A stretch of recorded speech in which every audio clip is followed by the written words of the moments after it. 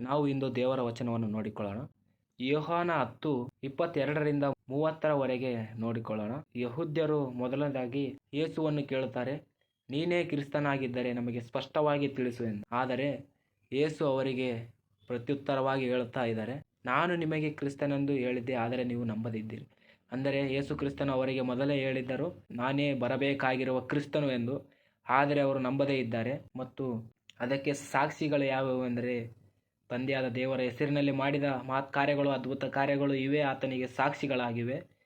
ಆದರೂ ಅವರು ನಂಬದೇ ಇದ್ದಾರೆ. ಯಾಕೆ ನಂಬದೇ ಇದ್ದಾರೆ ಎಂದೂ ಸಹ ಯೇಸು ಕ್ರಿಸ್ತನು ಅಲ್ಲಿ ಸ್ಪಷ್ಟವಾಗಿ ತಿಳಿಸಿದ್ದಾರೆ.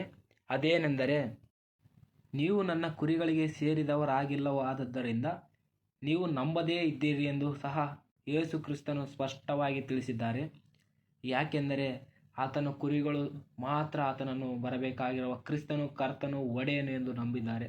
ಮತ್ತು ಇನ್ನೊಂದು ಹೇಳ್ತಾ ಇದ್ದಾರೆ ಯೇಸು ಕ್ರಿಸ್ತನು, ನಾನು ಅವುಗಳನ್ನು ಬಲ್ಲೆನು. ಅಂದರೆ ಆತನ ಕುರಿಗಳು ಆತನ ಸ್ವರಕ್ಕೆ ಕಿವಿಗೊಡುತ್ತವೆ.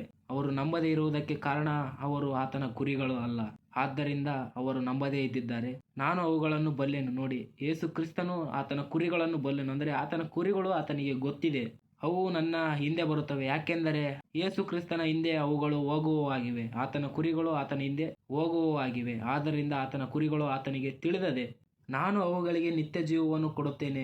28ನೇ ವಚನದಲ್ಲಿ ಹೇಳ್ತಾ ಇದ್ದಾರೆ, ನಾನು ಅವುಗಳಿಗೆ ನಿತ್ಯ ಜೀವವನ್ನು ಕೊಡುತ್ತೇನೆ. ಕುರಿಗಳು ಅಂದರೆ ನಂಬಿಗಸ್ತರಾದ ನಾವು ಆಗಿದ್ದೇವೆ. ಸ್ತುತಿಸುವ, ಆತನನ್ನು ಆರಾಧಿಸುವ ಆತನ ಮಕ್ಕಳಾದ ನಾವೇ ಕುರಿಗಳಾಗಿದ್ದೇವೆ.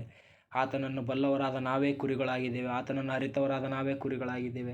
ಆತನ ಕುರಿಗಳು ಅಂದರೆ ನಮ್ಮ ಬಗ್ಗೆ ಆತನು ಮಾತನಾಡ್ತಾ ಇದ್ದಾನೆ. ನಾವು ಯಾರ್ಯಾರೆಲ್ಲ ಯೇಸು ಕ್ರಿಸ್ತ ನಂಬುತ್ತಾ ಇದ್ದಾರೋ, ಆತನ ನಿಜವಾದ ಕರ್ತನು, ನಿಜವಾದ ರಕ್ಷಕನು, ಬರಬೇಕಾದ ಕರ್ತನು, ನಮ್ಮ ಪಾಪಗಳಿಗಾಗಿ ಸತ್ತು 3ನೇ ದಿನದಲ್ಲಿ ಎದ್ದು ಬರುವ ಕರ್ತನು ಎಂದು ಯಾರ್ಯಾರೆಲ್ಲ ನಂಬಿದ್ದಾರೋ ಅವರೇ ಆತನ ಕುರಿಗಳಾಗಿದ್ದಾರೆ. ಆತನು ಅವುಗಳಿಗೆ ಅಂದರೆ ಅವರಿಗೆ ನಿತ್ಯ ಜೀವವನ್ನು ಕೊಡುವನಾಗಿದ್ದಾರೆ ಎಂದು ಸಹ ಸ್ಪಷ್ಟವಾಗಿ ಹೇಳ್ತಾ ಇದ್ದಾರೆ ಯೇಸು ಕ್ರಿಸ್ತನು. ಮತ್ತೆ ನೋಡಿ, ಆತನ ಕೈಯಿಂದ ಅವುಗಳನ್ನು ಯಾರೂ ಕಸಕೊಳ್ಳಲಾರರು. ಅಂದರೆ ಆತನು ಹೇಳಿದ್ದಾನೆ, ಅವು ನನ್ನ ಕೈಯಿಂದ ಯಾರೂ ಕಸಕೊಳ್ಳಲಾರರು ಅಂತ. ಅಷ್ಟು ಭದ್ರತೆಯಿಂದ ಆತನು ಕಾಯ್ದುಕೊಂಡಿದ್ದಾನೆ. ನನ್ನ ತಂದೆಯು ನನಗೆ ಕೊಟ್ಟದ್ದು ಎಲ್ಲದಕ್ಕಿಂತ ದೊಡ್ಡದು.